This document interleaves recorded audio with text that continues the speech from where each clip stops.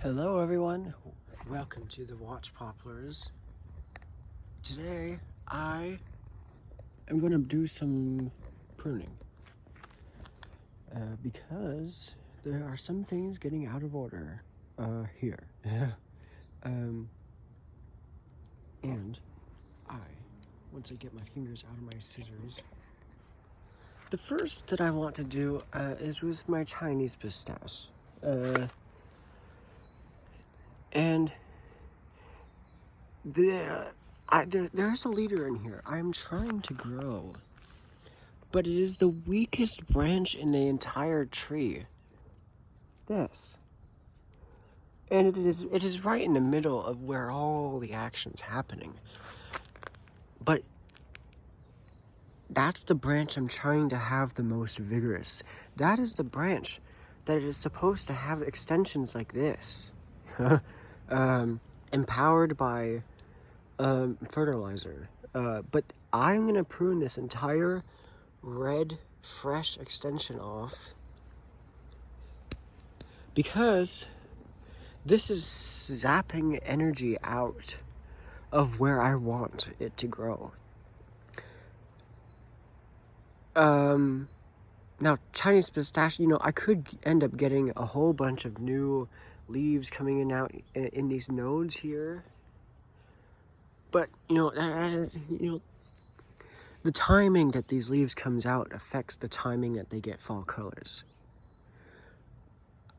That's the fall colors is one of the lesser things that I'm focused on. It's just a secondary thing. But, what actually trying to get your intended leader to grow is way more important in bonsai than to focus on fall colors, because not everyone even likes trees that for bonsai that do get fall colors. Different opinions and stuff, and that's fine. So I'm just pruning all of this new growth that came in after I started fertilizing and after I pruned this, which is way before I started fertilizing. Now these weaker branches are fine. There's this branch in here, down here. I'll leave it because it is nice and it is weak. Moderately. I am getting growth on the larches, but it's very weak. And that's since I started fertilizing, and it took about a month for that.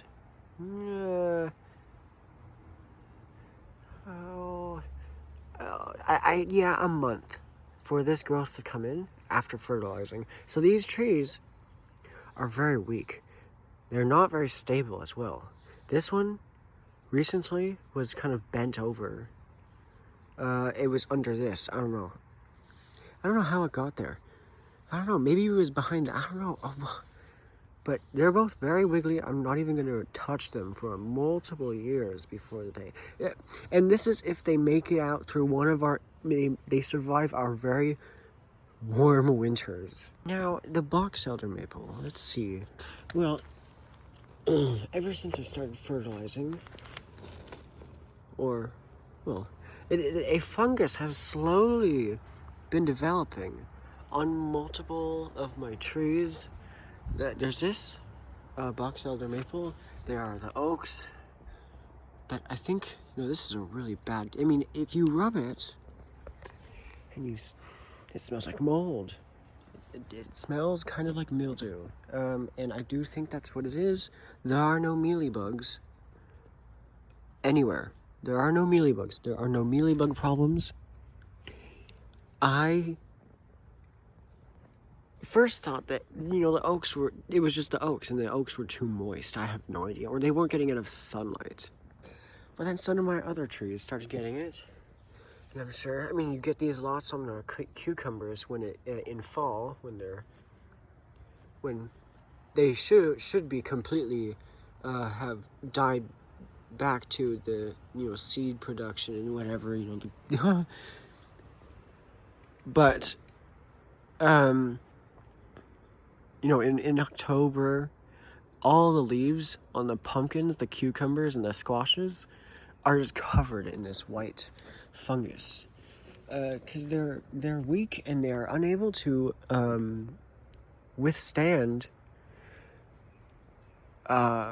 fungal infections. Their immune system is failing as they are annuals preparing to die completely and set a bunch of seed. Okay, now do I need to prune my dogwood? Well, no, because I have a whole bunch of branches coming in. Now this is where I pruned it. I don't know. Did I even prune it? I think I just picked the tip off right here. When this, in May or something, when this shoot was like right here, before it produces these axillary branches, which would be nice. Oh wow, there's a shoot on my aloe that's growing quite fast. So now I want to do, well also, I've spent quite a bit of time rubbing the fungus off of my big leaf maple, which started producing a little bit more familiar leaves, instead of these field maple-like foliage, which this literally looks like. There's nothing I need to prune on the big leaf maple. There is on the plum forest. So it looks like it's time to flip this thing around, because the sun was coming from this direction. Now it's time to do it from there, and this is the front anyway. And somewhere in there, oh wait, no, the front was facing this way. I don't know. Yeah, you can see the wire mark. I marked the front of the wire. It is almost covered in moss. However, I just want to like balance the vigor, because there's weaker on this side. You know, the leaves are they're folded. There's some of that mold on it, and I think it's because the teapot that I'm using is too small, and I was using the same amount, 1 teaspoon, and dumping it in there, and the water would be blue, and I thought that was supposed to be normal, and everything was fine for like the first month. And then I started seeing symptoms, and I was like, well, like my oaks, the spring colors did not start, they didn't start turning green from the second flush of growth until literally just a few days ago, when I realized this. And you can see it's happening unevenly. This leaf, I don't know if that's because of when I was away in Oregon, that it kind of fried. I do know that the growth on here kind of fried when I was in Oregon. But it has been pink for 2 weeks or more. And because this is growth that came in after fertilizing. And then only to realize that it's being fertilized too much. It's being poisoned. It's getting intoxicated. It's getting drunk.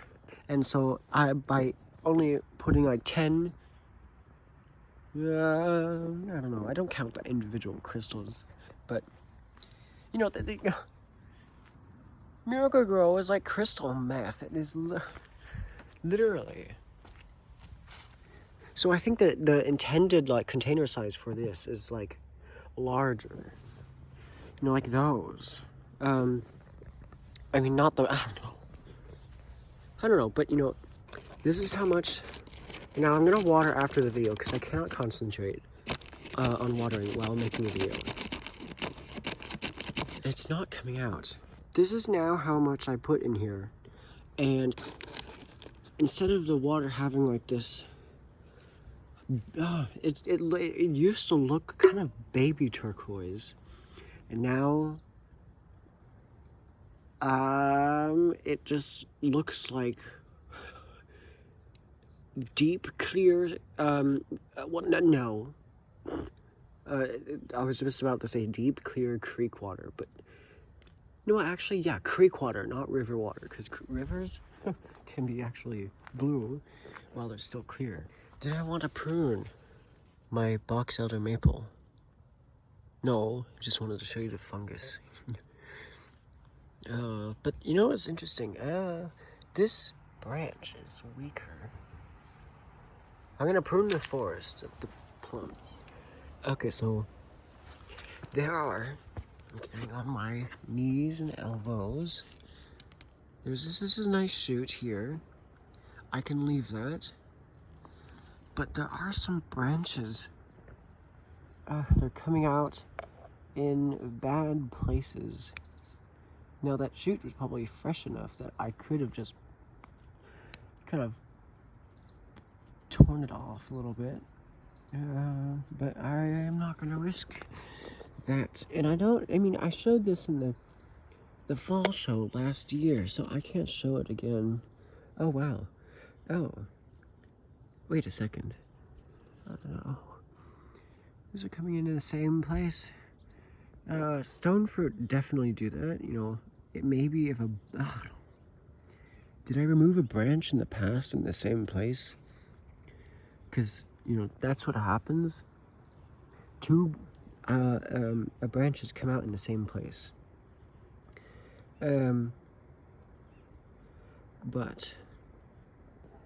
So I'm gonna remove those because I don't need them and they're growing inward. And earlier this late winter, I arranged these trees so that they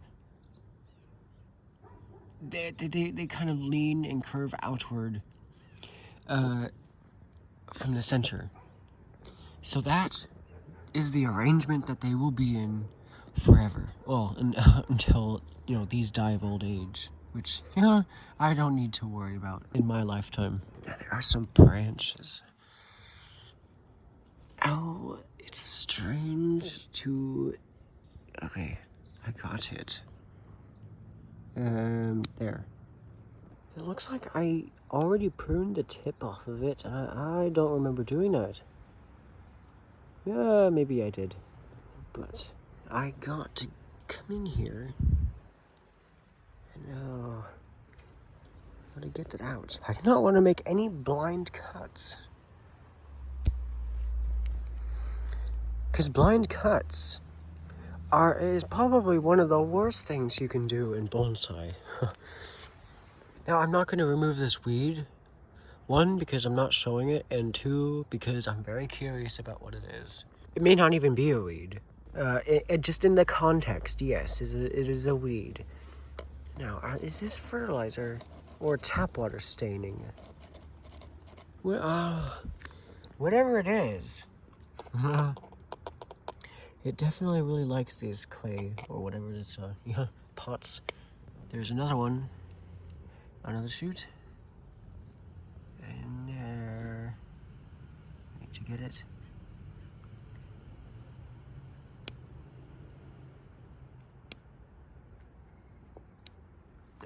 Okay, so how is it looking now? Yes, that is good. That's better. Do I want to make this a different, make a separate video about how to reduce the leaf size, or do it now and cram it into this longer video? I don't know. I feel like it would be quite easy just to do it in this video. So you gotta cut the leaves. You don't just cut them off flat. You gotta make them actually look like leaves, because, you know, they'll look awkward. And, you know, they're still folded, but they're smaller. And this is gonna help with balancing vigor in the trees. it just reduces the surface area that photosynthesizes, so that the next growth that comes in is actually smaller. And I'm cutting at an angle. I've done this on my alder. Now, it's good not to do it in multiple cuts, because then it gets uneven. But it's hard to do when my phone is crammed in between my knees and the leaves are very small. And oh god, well, I'll just do these leaves, and then I'll continue on with other work. So that's how I do it. And let's see if we go in a close up. What leaf? Where is this pointing?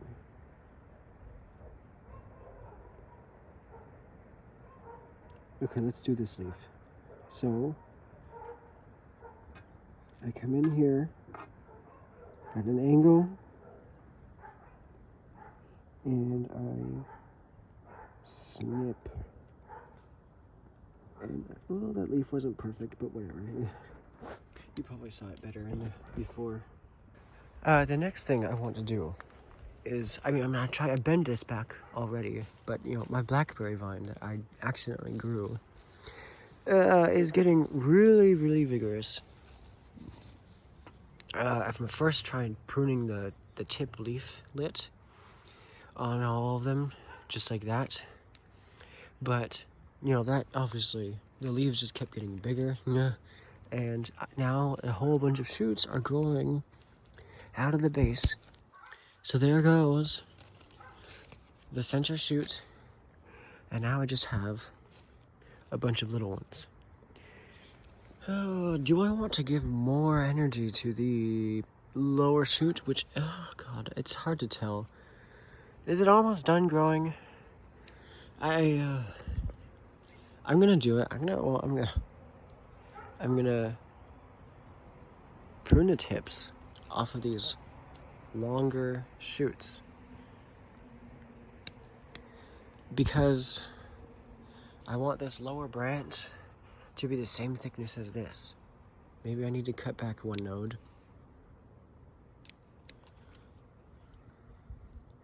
And yeah, any pruning I need to do on the willows. The red willow is starting to form axillary branches. And I do think it is appropriate to prune it. So I'll do that. Just because there are some weaker branches that I'm trying to invigorate. Such as this little one in there. I had some die back after I returned from Colorado, like that. And then out the back is here. There are more that are weak, and I need to prune those. There, and there's one here. And then there is, okay, there's a nice branch going outward right here. And now the other willows, there's plantain that grow here on its own. All looks good on the other willows. This is one of the plum trees I'm going to keep. And I learned a few weeks ago that all the plum trees here are not native. They're the cherry plums, Prunus eracifera, not Prunus americana. Prunus americana does not grow here, and maybe it does as planted, and most likely. But here, mostly you see the cherry plums from Europe. Now, I think I also intoxicated these ones because the leaves are folding up, not as much as the plum forest. I don't know why. But the new growth is very bright green, even though the leaves feel completely hardened off, which is a bit concerning. It's not how it's supposed to work. They look a bit intoxicated. I'll let the pear be, because I'm going to prune back to these leaves. And I hope to get the earliest fall color, because this pear in our climate is semi-evergreen. There are some leaves that, some very purple leaves that stayed on. There's a mosquito. That until January, at the same time as the buds were starting to swell. The big sacrifice leader on this little plum tree here.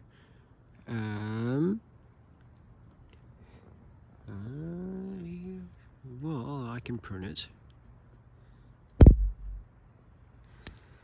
And there's the baobab plums are interfering with each other. There's a bug on my thumb. In there. And yeah. So far, no inverse taper, and that's good. I can prune some of the oaks. There is a shoot that didn't have any new growth on it here. I could just, take out some energy there and give it more to these recovering shoots that came in after fertilizing. Like they're here. There's a new shoot coming out of the base. And this is the one that was weakened twice. And yeah, so there's this shoot. I think I'll just put it there. It'll probably get a lot more growth on it. So that's what I will do. And then on my poison oak, there is, once again, a very vigorous shoot coming out in towards the tree, so I'm going to redirect it towards the outside. With these two buds there.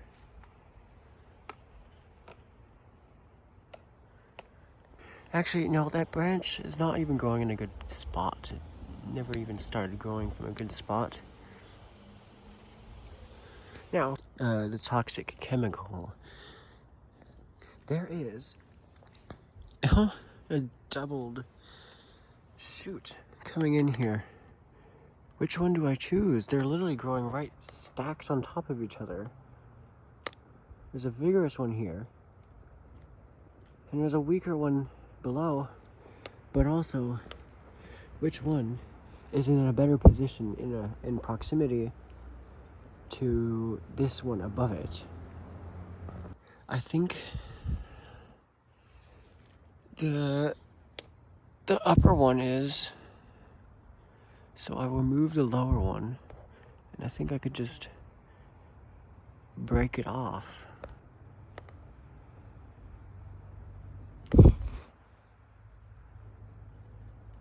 Okay, I got that. Now the structure is a lot more flowing and more neat. This has been trying to produce branches in bad places since spring. The other one hasn't done much. Probably still growing roots after going through full-on fall colors after drying out while I was in Colorado. And now here, I'm getting sub-branching on the Dawn Redwood, which I was pruning to. Each time it produces more sub-branching, I prune two new ones that were forming, just to see how it would do. And I was thinking that maybe I can go on with this tree for a few years and see how it does with that method. Because, I mean, I'll get a Dawn Redwood when I'm in Oregon, and I'll style it like how Dawn Redwoods grow. I mean, this is just completely experimental. So, I'm looking for subdivisions. At the bright green branch tips. And here, there's one. And then there's one here. I'm trying to get in here with one hand. I might not be able to.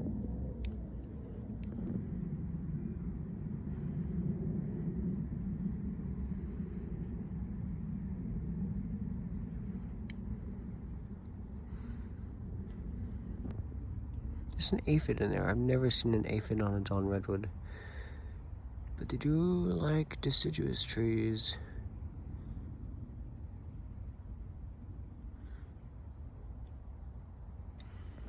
And then here, I actually should have waited until longer to do this, because this is very tedious. Okay, I got all the brand new subdivisions done, except, oh, one of the subdivisions is subdividing. Okay. And now, yeah. Okay, that is done. So we'll see how much these pairs of new shoots extend. And that's probably be the last flush of growth that I will get before this, all of the growth lignifies, and turns that color. And it gets fall colors. What is this? What are you doing? Are you trying to sting the pot? It was running around backwards in circles, biting, and I don't know. Do they sting or do they only bite? I think I am gonna prune the tip of the mosquitoes of this. And then the pine. Do I want to prune it? I think it would be safe, because I'm not gonna touch this until I get until I get candles on this. I'm not gonna touch this. Maybe. Yeah, aside from, very, very, very mild root pruning. And then I would start actually doing the work on this. Because this is the one that survived, the little one. This one got root pruned too hard, and it died. But if I cut this lower branch off, I can let this one grow like crazy. So I think that's what I'm gonna do. Yeah. I'll do that. There is enough foliage on the Monterey pine for this to continue thriving. Plus, I fertilize it. I also fertilize it, so it is gonna recover. The willow herb, it just wants to fall over now. I don't know why. Is it because the new growth is very heavy? I did prune the weeping willow, and you can see how much it has recovered from drying out while I was in Colorado. And I did this in hopes to bring more energy to this branch, which is skinnier. And I don't know, I hope that the buds down low on the bare part section are still alive. Hopefully, because I know willows do sacrifice buds in the weaker parts of the branch by the end of the year. So hopefully that doesn't happen, and I can prune back to these buds and it will still sprout from them. And here's an update to the the twinberry honeysuckle was dead. They're both alive. It's just one of them has recovered faster than the other, because down low, you can see it's all shriveled up on the top, and it's still kind of large. At the base, by where that little knob is, I did a scratch test, and it was alive. I don't think I want to prune my ash, but I will. I definitely will prune off these lower shoots on the sequoias. I don't think I have done any root work to these since, and can I just break him off? No, they're kind of solidly attached. I don't think I've ever done a root work to these since the Christmas of 2023. But I don't want branches down here. I want branches up higher. Maybe I didn't repot them so that I can get this massive leader just shooting up. Which is very, very voluptuous. The other one here is kind of weak. I don't know. It's just, yeah. It's not even conical. This one is the conical one. I don't know. But, hopefully the fertilizer helps. Here is an update to the succulent that I pruned, and I'm getting back buds all over the place. So I will just let it fill out until next summer. And then I will repot it, sift the soil, or not, because, this soil already drains quite nicely, so,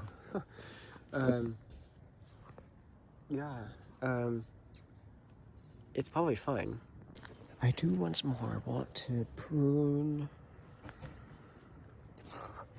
the rat-tailed jade, because it is getting top-heavy once again. I'm going to prune it quite hard.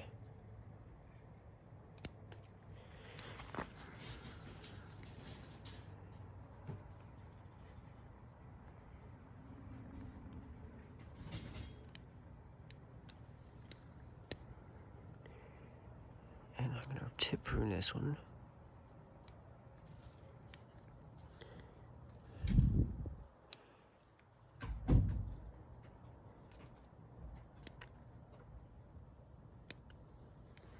So there is it pruned. It's still kind of top heavy, but I could also remove the little shoots. And then there's another one here it's quite sturdy, and this one might actually have a better chance than the other one because of how sturdy it is. But I'm gonna prune it. Oh, it's very tough. The growth is so compact. It's very tough to get in there.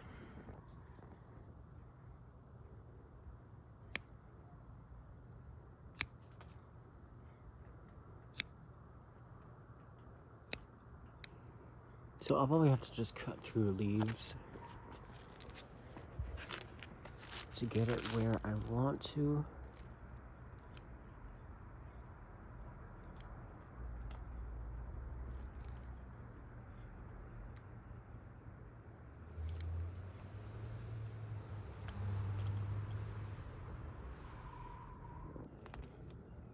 And then there's one more in here.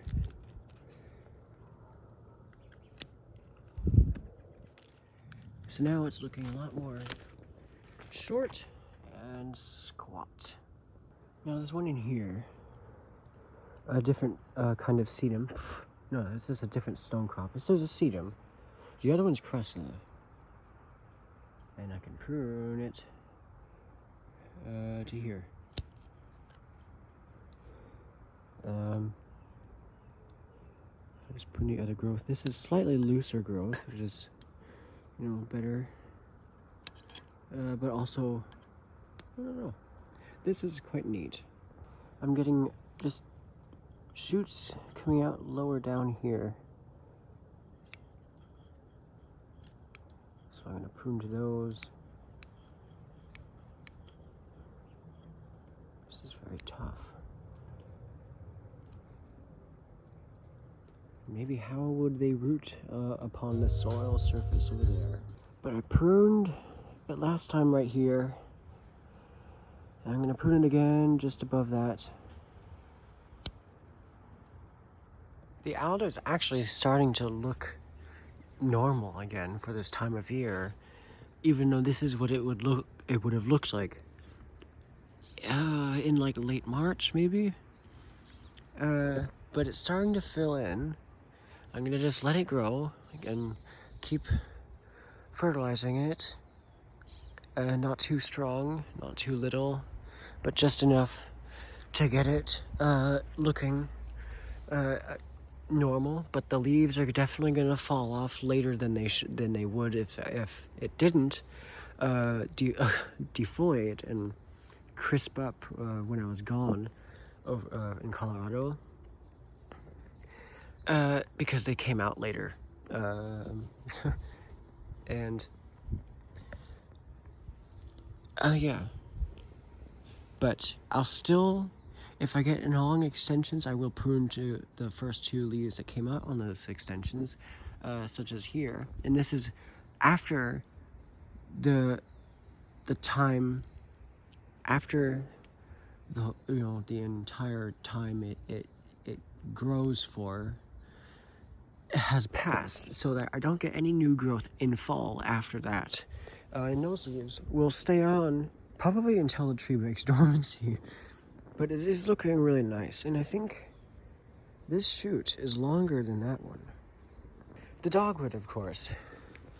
I'll let that one continue to, thicken up the leader, grow the roots. But this one, I don't want to prune it now because it's gonna subdivide. Well, I could, tip prune it. That's one option I can do. It does look kind of strange, it's in one plane, so I could, there's already branches forming here, so I can prune it there, and then to here.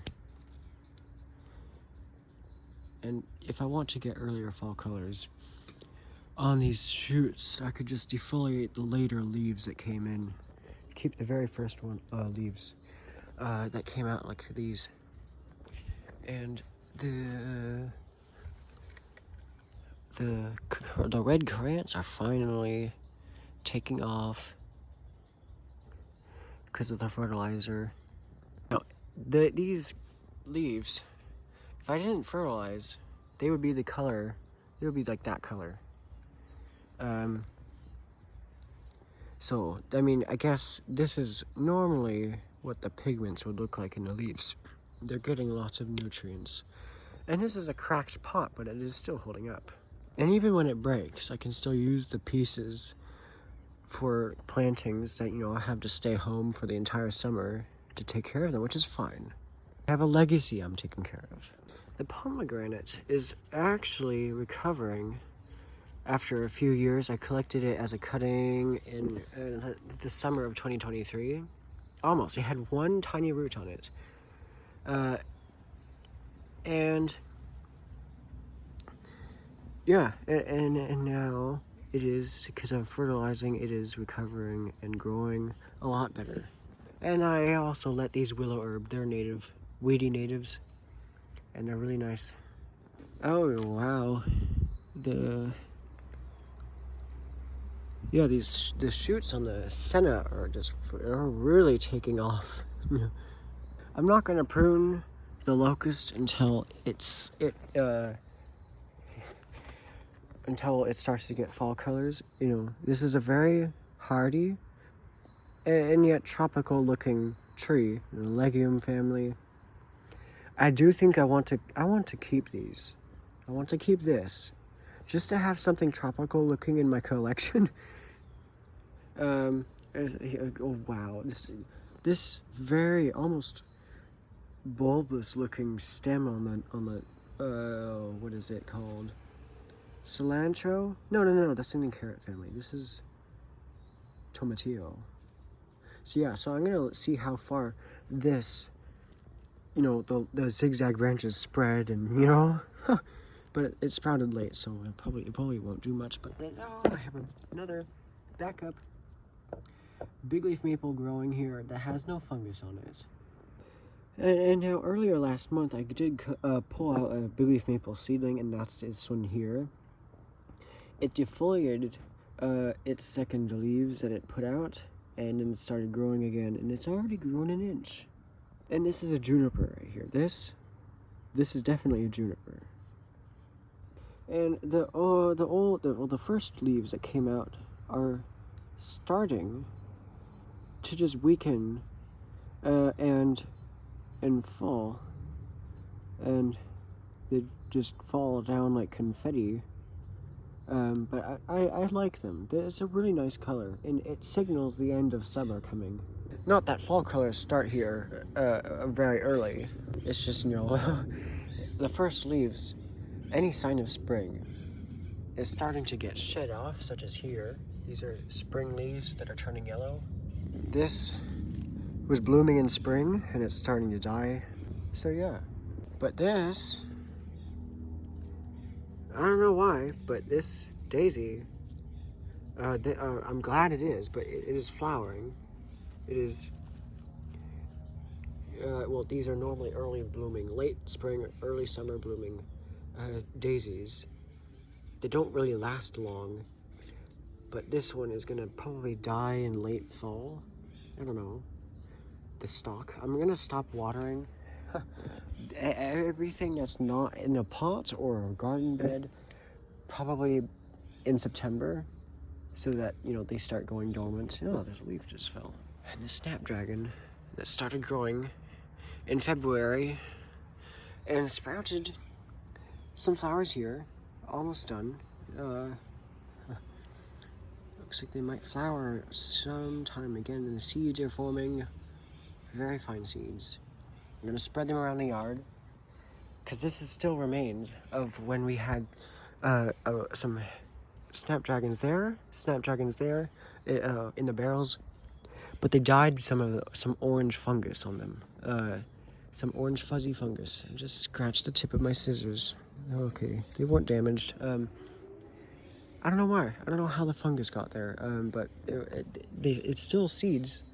And I don't know how these got all the way over here, but I have a few growing. There's one there. There's one under the alder right here, and there's one getting ready to flower next to my Kosai oaks, which are, I mean, they're just starting to recover because I'm fertilizing them, which is very, very miraculous.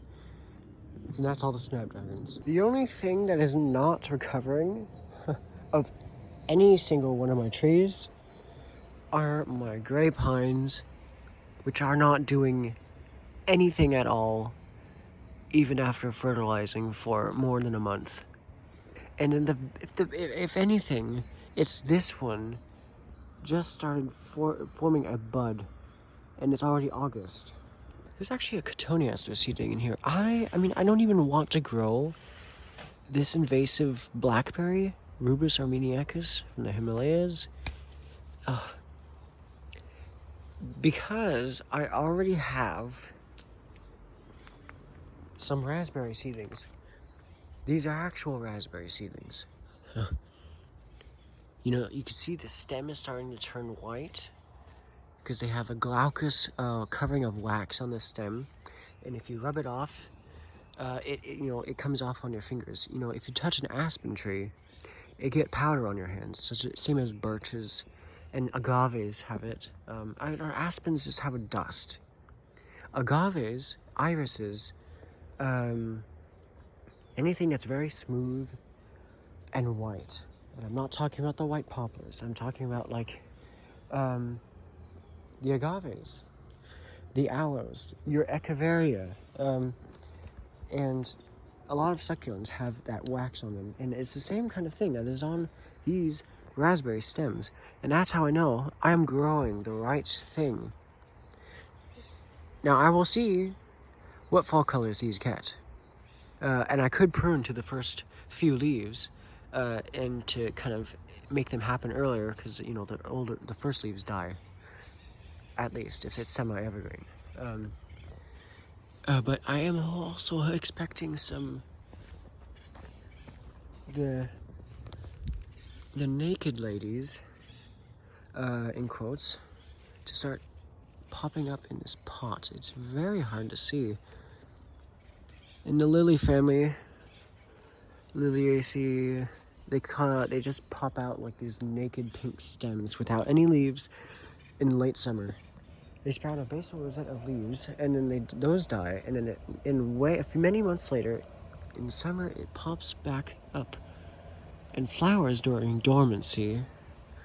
Like a few trees here do. The bay laurels do so. I don't know why that is, but it's cool. The catnip, unlike last year, where it only sent up one stalk who was a bit taller than this, is just going crazy. You know, I mean, because of the fertilizer, there are multiple flower heads on every single shoot developing. So I am going to have, hopefully, I mean, if these aren't getting pollinated, they probably are by flies and bees. You know, I have seen bees going around here. I trust that, it'll happen, pollination. And I get catnip seeds. If they're anywhere else, they'll get eaten by cats. So this is probably the safest place. And the seeds will end up at the bottom of the pot or in the soil that I will put in a big pot here where I mix in all of my soil and repot stuff. So I got catnip seeds, hopefully, sprouting everywhere. And, the pincushion flowers, they're sprouting at all sorts of times. And the ones I got these from have completely stopped blooming. They're starting to die back. The leaves are starting to change color. But, there's such variety in the timing that they popped up that there's some gonna last and get fall colors at appropriate times. They die back either to a perennial root or their annuals. But I gotta go. I gotta leave. I gotta fertilize my trees. It looks like, oh wow, the Zamiococcus, Zamiifolia, ZZ, like ZZ plants, it looks like it's darkening. I think it's a bit darkened. It was quite a bit lighter when I was fertilizing it, heavier. I don't know. I would have expected the opposite, but that's just because it's young. I don't know. But it's darkening. Maybe that's just because it's aging. And I don't know what the flowers would look like. I know they're an aroid, so that they would be cupped in like that. They have a spadix in the middle, coming out where the hole of the scissors in front of my palm is. Yeah. But before I go, yeah. So thanks for joining me today here among the watch poplars.